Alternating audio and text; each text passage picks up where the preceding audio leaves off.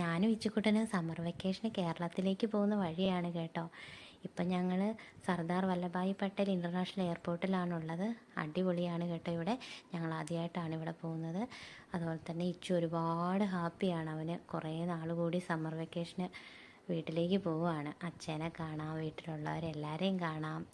അപ്പോൾ ആ ഒരു സന്തോഷത്തിലാണ്. ഇടയ്ക്ക് ഫോൺ കിട്ടിയപ്പോൾ എൻ്റെ ചെറിയ വീഡിയോ ഒക്കെ എടുക്കുന്നുണ്ട്. പിന്നെ ഒരു ചെറിയ ലഗേജൊക്കെ ആയിട്ട് ആൾ എയർപോർട്ടിലൂടെ നടക്കുവാണ്. അവിടെ ഞങ്ങൾക്ക് കുറച്ച് സമയം കിട്ടിയായിരുന്നു. അതുകൊണ്ട് അങ്ങനെ ഇപ്പം ഞങ്ങൾ ഫ്ലൈറ്റിൽ കയറി. ഇച്ചു ഭയങ്കര എക്സൈറ്റ്മെൻറ്റിലാണ്. അവൻ്റേതായിട്ടുള്ള കൊച്ചു കൊച്ചു സംശയങ്ങളും കാര്യങ്ങളും ഒക്കെ ആയിട്ട് അവൻ എന്നോട് ചോദിക്കുകയും ഒക്കെ ചെയ്തു. വളരെ ഹാപ്പിയാണ് ആൾ. എയർപോർട്ടിൽ കയറി മൊത്തത്തിൽ ആശാനൊന്ന് നോക്കുവാണ്, എങ്ങനെയാ എന്താ. ഇതിനു മുമ്പൊക്കെ കയറിയിട്ടുണ്ടെങ്കിലും ഇത്രയും അറിവ് വെച്ചതിന് ശേഷം ഇപ്പോഴാണ് ആൾ ഫ്ലൈറ്റ് കയറുന്നത്.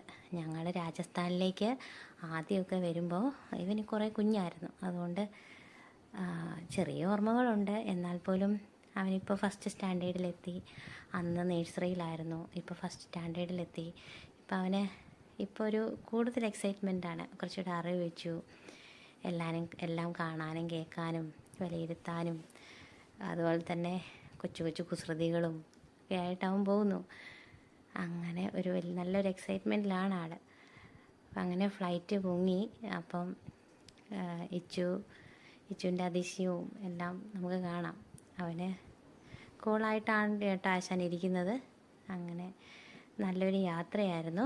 ഞങ്ങൾ അച്ഛനെ കാണാൻ പോകുന്ന എക്സൈറ്റ്മെൻറ്റിൽ ഇനി വീട്ടിലെത്തിയിട്ട് വേണം അവന് എല്ലാ വിശേഷങ്ങളും, ഫ്ലൈറ്റിൽ കയറിയ വിശേഷവും എയർപോർട്ടിൽ കളിച്ച് നടന്നതും അതുപോലെ തന്നെ രാജസ്ഥാനിൽ അവന് സ്കൂളിലെ വിശേഷങ്ങളും അങ്ങനെ ഒരുപാട് അവന് പറയാനുണ്ടാവും. അങ്ങനെ ഞങ്ങളുടെ ഈ യാത്രയിൽ ഒരുപാട് സന്തോഷമുള്ളൊരു യാത്ര. ഞാനും അവനും കുറേ നാൾ. ഞങ്ങളിപ്പോൾ കൊച്ചി എയർപോർട്ടിലെത്തി. ഇപ്പോൾ ഇച്ചുക്കുട്ടൻ അവൻ്റെ അച്ഛനെ കണ്ട് അതിൻ്റെ സന്തോഷത്തിലാണ് ആശാൻ. ബബുലി ചേട്ടനും ഉണ്ട് കൂടെ. അപ്പോൾ ഞങ്ങളിനി കൊച്ചിയിൽ ഒരു ദിവസം 1-2